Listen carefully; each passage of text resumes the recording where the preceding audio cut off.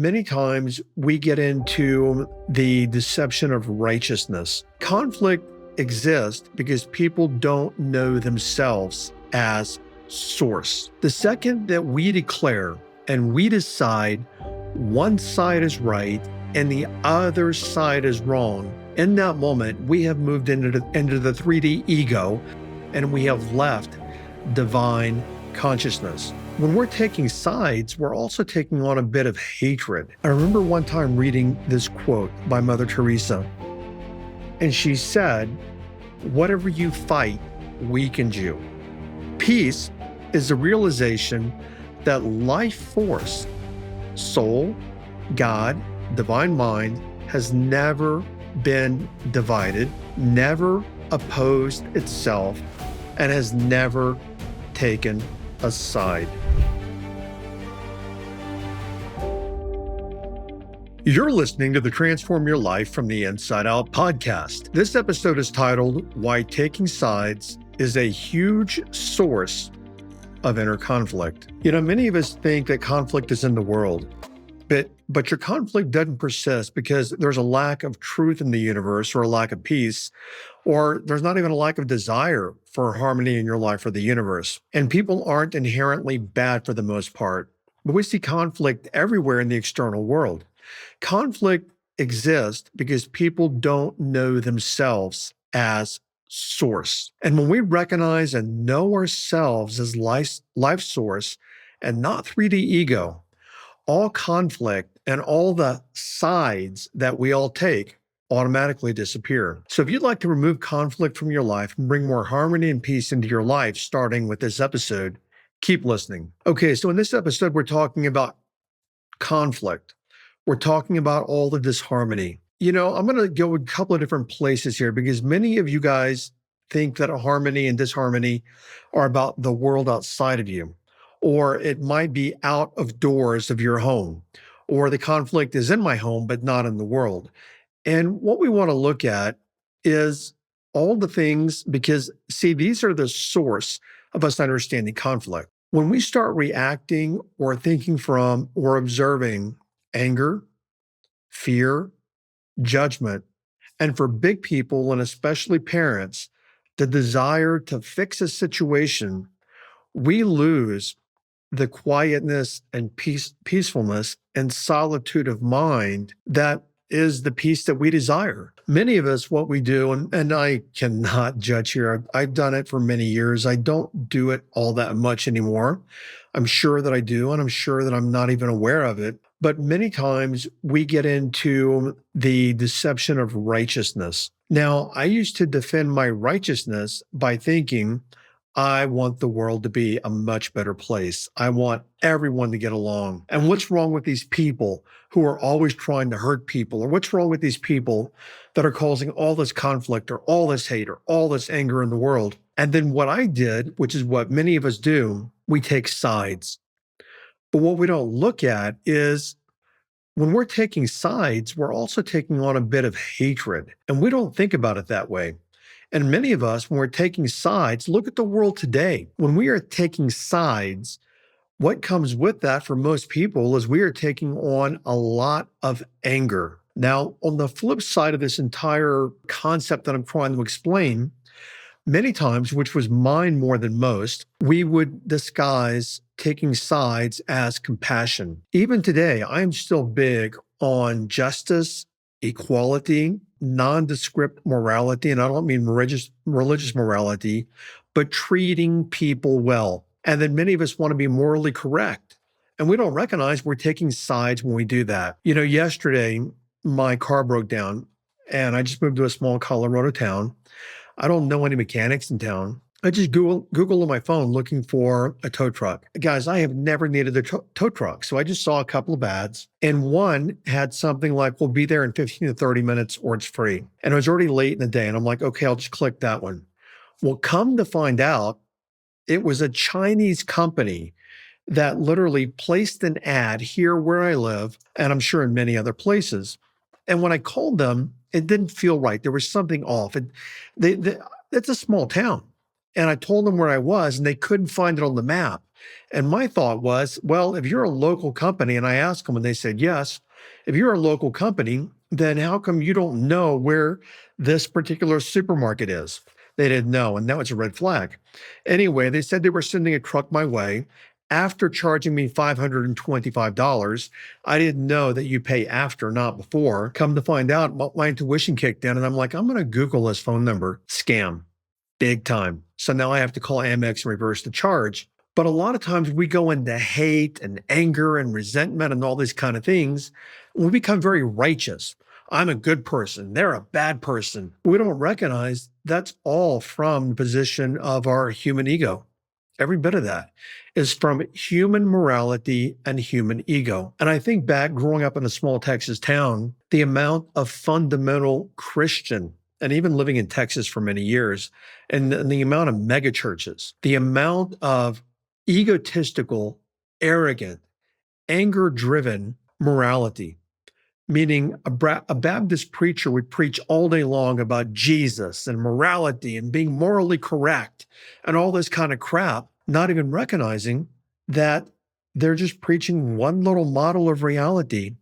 And then they're trying to impose their little bitty model of reality on all other beings in consciousness on the planet. Because if you were to ask the Dalai Lama, and that's all egotistical, by the way, if you were to ask, let's say, the Dalai Lama or a Buddhist monk, they may give you, and they probably would, a completely different answer about, the righteous morality or the indignation or the anger or whatever it is. So your turning point is this, your realization is this. The second that we declare and we decide one side is right and the other side is wrong, in that moment, we have moved into the 3D ego, the 3D identification, the 3D body, the container of skin, the human identity, and we have left divine consciousness, at least the awareness of divine consciousness.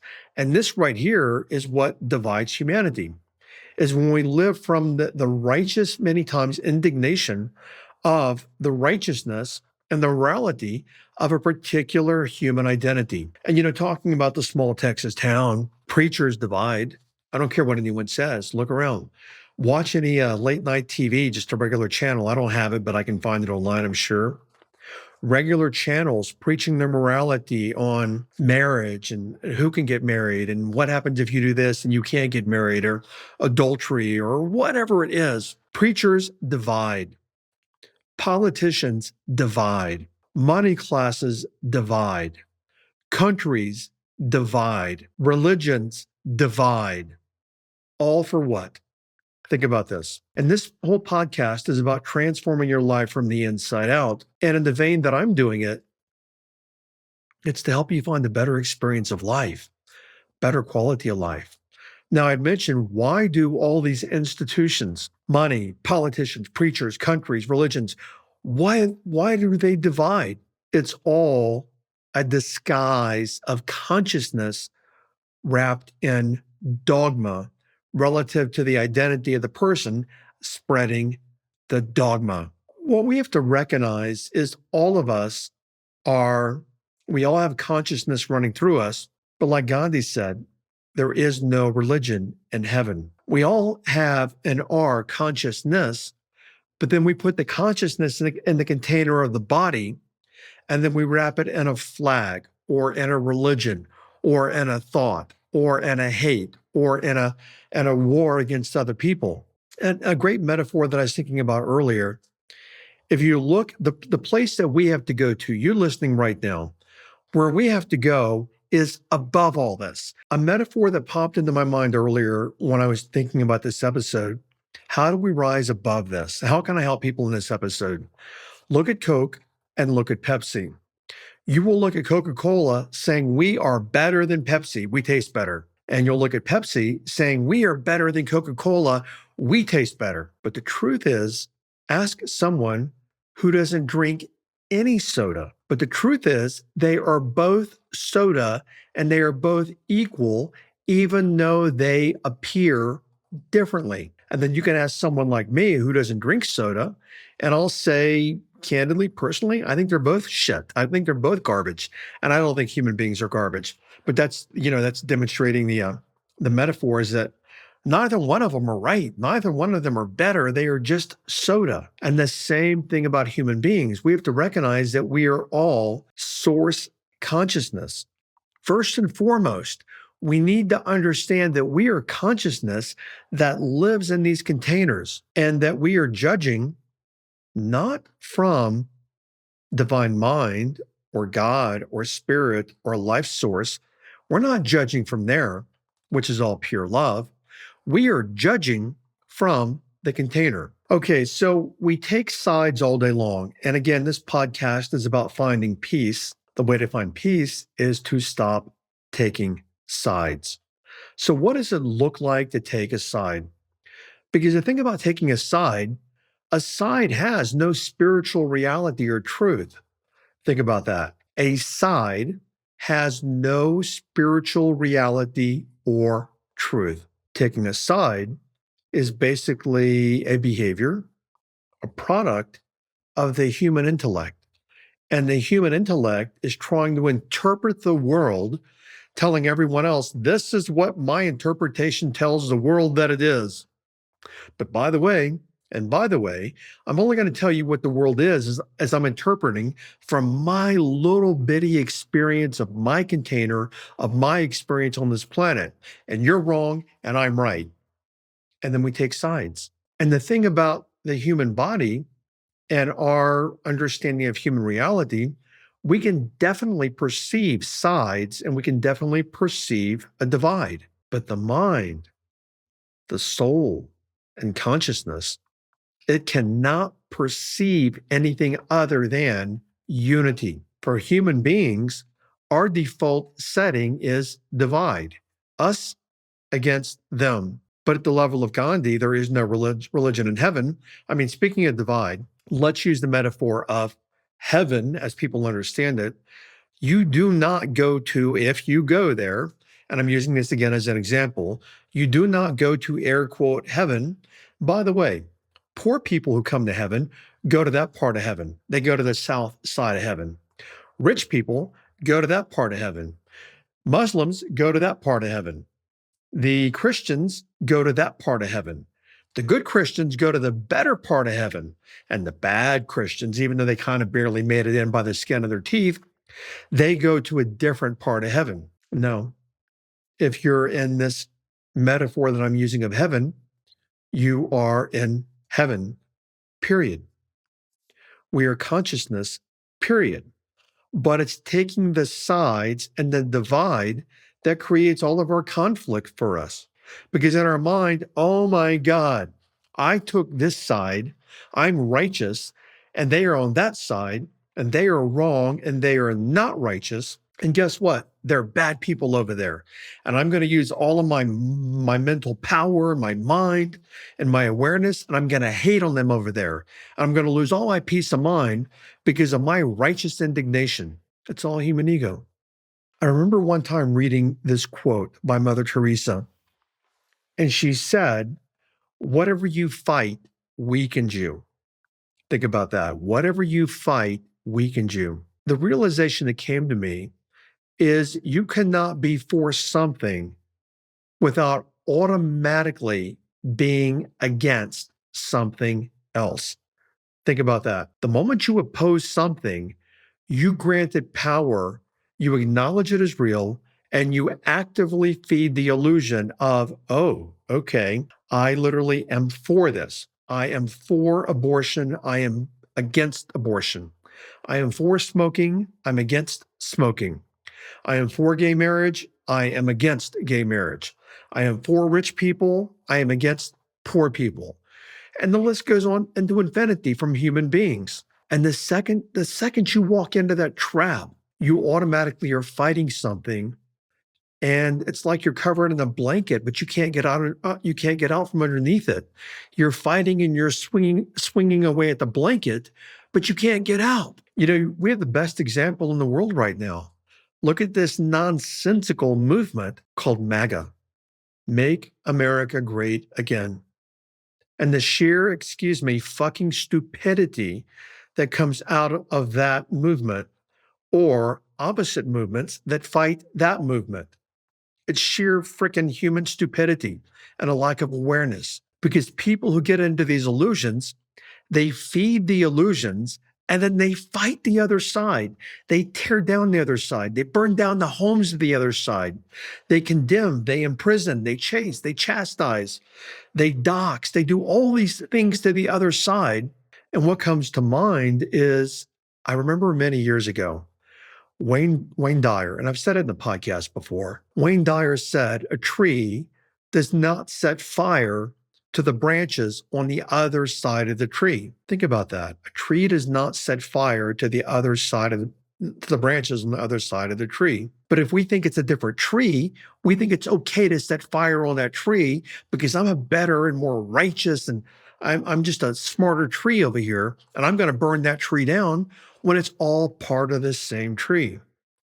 Okay, this episode is about you. Look at how this plays out in your own life. If you're hating, and by the way, I do not endorse any kind of human bondage, any kind of anybody negating anybody, any kind of one religion being better than the other. They're all just religion like Coke and Pepsi. My righteous indignation used to come from what I thought was neutrality, wanting better for everyone else on the planet. I always subscribed, and I heard this in college. Thomas Paine said that he was a member of something along the lines of a member of no political party. He was a citizen of the world. And many years ago, my righteousness used to be, I'm a citizen of the world. What the hell's wrong with you people that are trying to tear down other people? That stole my peace of mind. So look at how this plays out in your own life. Look how much, let's simplify this. Look how much us against them that you play out in your own life. And then look how much benefit you confer on yourself for being one of us against them. And then what we do in our mind, we watch news and Twitter and Facebook and LinkedIn. And this past year, we moved off from Facebook with my business, with my company, my programs. We moved off Facebook over to an app. And I didn't look at any Facebook. Mainly for me, it's a very toxic space. Now, I really haven't looked into Facebook in about a year. And a couple of days ago, I got on Facebook and just started looking at it. And the amount of polarity in that space and the amount of anti-Trump posts on Facebook. And I think many years ago, I would have been one of those people with my righteous justification and my morality of wanting a better world. It's not just the MAGA world, it's all of our world, would have been my argument many years ago. This day and age, I'm like, why waste my energy? Why waste my energy? That's like me sitting there moderating, which is better, Coke or Pepsi? And then thinking this is the end all be all. And I'm sitting here, drinking Coke, slapping somebody saying, you shouldn't be drinking Pepsi, you idiot. Pepsi's bad for you. All the while I'm drinking the Coke. Now, I've learned something that I heard this phrase many years ago is a concept it's called mastering neutrality. And it fit for me when I heard it. And what mastering neutrality is that life source, consciousness, it doesn't recognize the difference between two opinions. It stands completely above them, which is why I threw in the Coke and the Pepsi example. Because you can sit here and you can be not neutral and you can fight for Coke or you can fight for Pepsi. I do not go there. Where I go to is let me stand above them, look at Coke and Pepsi, and just call it like it is. They are both sodas. So that's where we need to work from, is the awareness and the observation and looking at all of this nonsense that people get into. So our way to do that is to start withdrawing the fuel, withdrawing the attention, because you have to recognize this. Recognize this, please. I think everyone listening to this podcast, we want the world to be a better place. We do not heal the world by making the correct side win. Think about that. We do not heal the world by making the correct side win. You look at everything coming out of Washington, D.C. right now, it's all about the correct side. It's not about, only for the sake of example, it's not about, okay, we are all Americans on on this part of the continent. Let's unify and work together. No, we have the correct side and the righteous side and the wrong side and the libtards on one side and the crazy MAGA was just all kind of words and language on both sides. We have all these words and definitions, and we're all human. We're all on the planet sharing the same oxygen. Now, that's a more macro example that I'm giving you, but look at your own life because we don't find right now in your own life, you think about, okay, am I at peace today? Have I been at peace every single day for the last month? And you're probably going to say, no, I've not. But then ask yourself, if I have not been at peace, or at the times I have not been at peace, what side am I fighting for? Because make no mistake, you are fighting for a side, and that's the illusion right there. So that's not where we find the peace. We find the peace by living in the awareness that we are all, pick your own word, divine mind, soul, quantum field, force, God, whatever. Let's use the word God for a moment. God has no side. Like the Gandhi example that I gave you, there is no religion in heaven. Source, God, divine mind, has no nationality. None. No borders, no fences. So the question, apply that to your own life. If I am a reflection of divine mind, I am consciousness, and consciousness takes no sides, then what am I actually doing if I take a side? What we do is we exhaust ourselves. I remember sitting at a channeling many, many years ago with Don Juan Matus. He wasn't talking to me in the room, he was talking to someone else. And what he said to that person it's 25 years ago, has always stuck with me. He said to this person, you are not exhausting me. You are not exhausting the world. You are exhausting yourself. And that's always been in my awareness. Now, in full disclosure, of course, I'm not perfect. And there are things that I look out on the world and my righteousness will say, that's not right. And I've realized that it's not my place to tell other people what is right or wrong for them. Simply it's my place to look at me and live in me in a place that creates the most harmony in me. For me, also, a place that creates the greatest support, the greatest bridge, the greatest guide that I can be for other people. And after that, I have to recognize my work is done. I leave it alone. I cannot pick a side. I cannot, look and say, well, people who don't listen to this podcast and they chase money, they're lost. And they don't, I can't do that. I don't know their karma. I don't know their dharma. And all that I can do is live in peace inside myself and for them. Let's talk for a moment about preference. And this is something I see a lot of in parents, okay? Preference is many times we're like, and I see a lot of parents that are kind of quiet about it, but they're seething on the inside, meaning they're giving up their peace, they're giving up their harmony. Many times people will say, my college son, my college daughter, or my child that's 24, 25, 26, 27, they're doing XYZ and I don't like it. I don't say anything, but I wish that, you know what? I wish they would do A, B, C, D, E, F, G differently. It's all human judgment, is what that is. And it's also extremely, and I mean this kindly, it's extremely arrogant when people say, I hope my son, I hope my daughter, I hope my partner changes. Because guess what? If they change, they're going to fit my model of reality. And guess what? I can be happy then, and I can be safe, and I can be content, and I can feel all warm and fuzzy inside myself as long as they fit my model of reality. When they fit my model of reality, then and only then will I be content. Well, that's a preference. And what I look at is, what is their dharma? What is their karma? What is their path? Now, in fairness to you listening, you may have kids.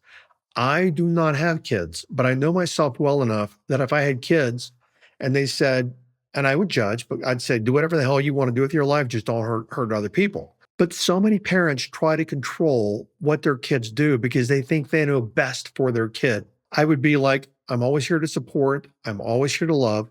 Tell me how I can be of service. Tell me how I can assist you.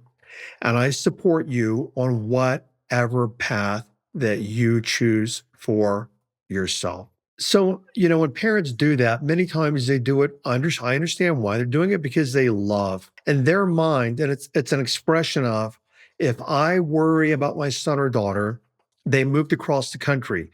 Oh my God, I'm not sure about that job they took. Are they going to be okay? And we disguise that worry, that fear as concern. But really what we're doing, and it's pretty comical when we see it, what we're really declaring is we're telling the universe, oh, they're not wise enough or aware enough to make their own decisions. I don't trust the universe and their karma and dharma to guide them. Let me and my omniscient, I